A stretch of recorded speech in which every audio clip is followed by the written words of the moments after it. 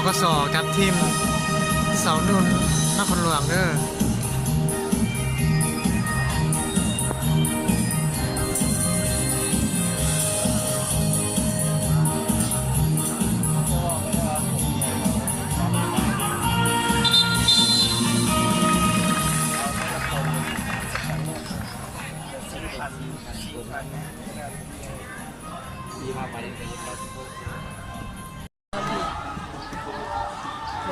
เลิกเจ็บก็ได้บ้านอยู่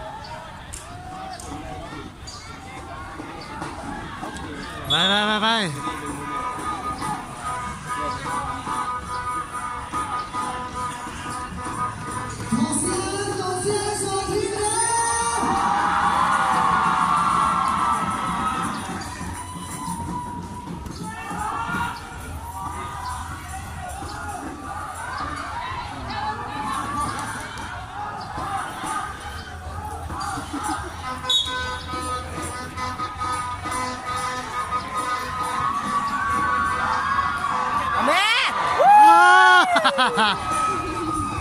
ขั้นหัวเท่งจริงเข้าอยู่เนาะ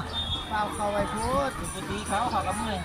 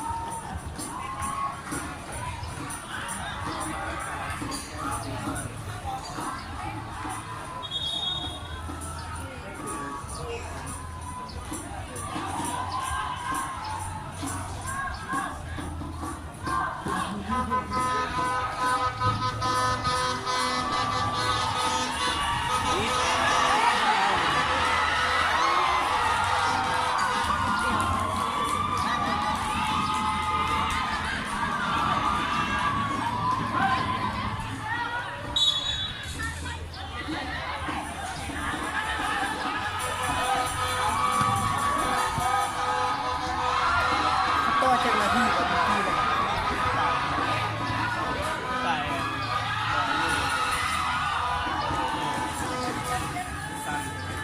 โอ้กับแท็ก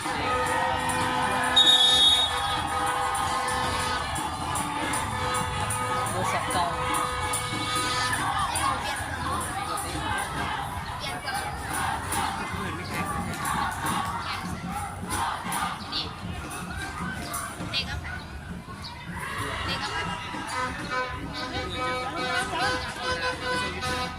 มันออกเด้อมันโยนเด้อ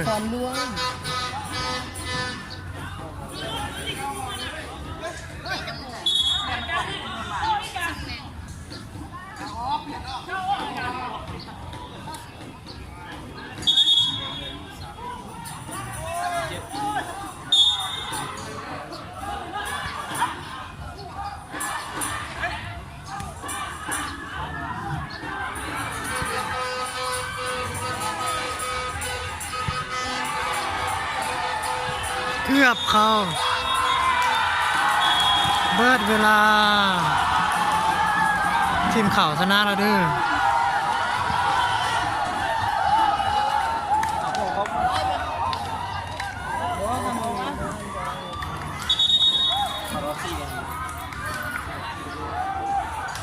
สุดท้ายก็เบิดเวลาทีมข่าวชนะ3-2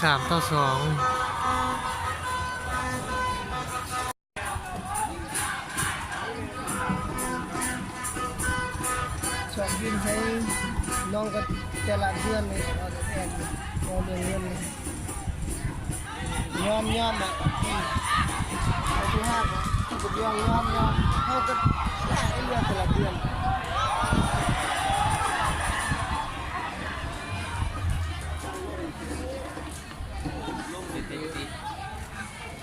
ลมบันลมยันเจ็บนะ เทบันเด้อบ่มี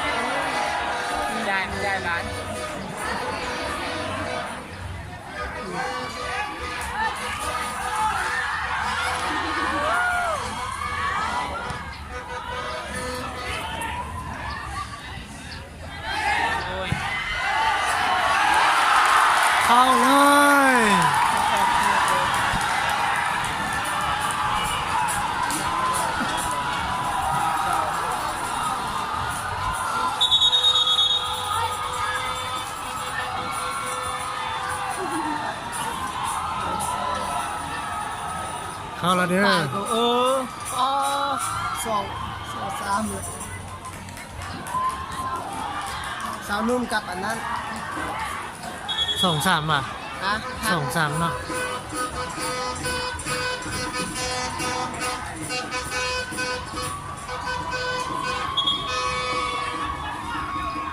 มันออกหลายโพดบ่คันอยู่นั่นคันปล่อยให้มันจับมันบ่เข้า เด็ดไปแล้วอ่ะ อันนี้ ไอ้เสื้อแด เลย ง ป ก็ ระกัน ถ่าย จั แล้ บ วเสื้อกันแล้ว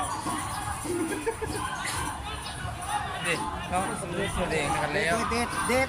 เอาขึ้นลูกหนึง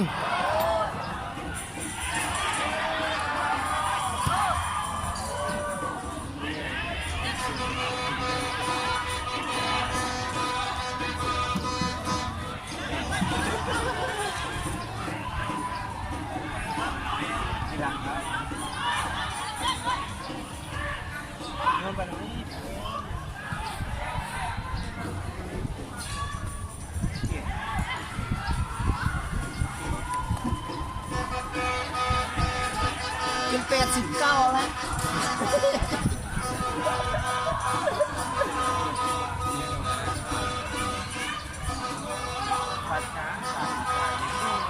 เป็นนุ่มกับพัก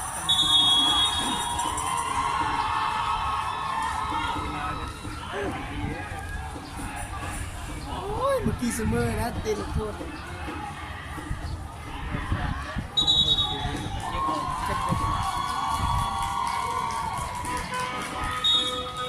เราประกันจับที่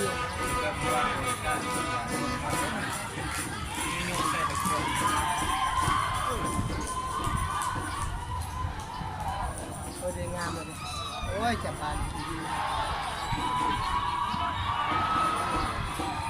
ลงดินโอ้ย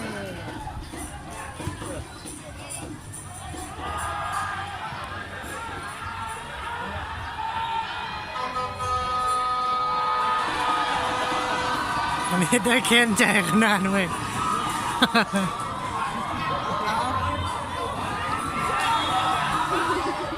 เอามันเฮ็ดเองเนาะมันเนี่ยไม่ได้เป็นอย่างมันเฮ็ดเอง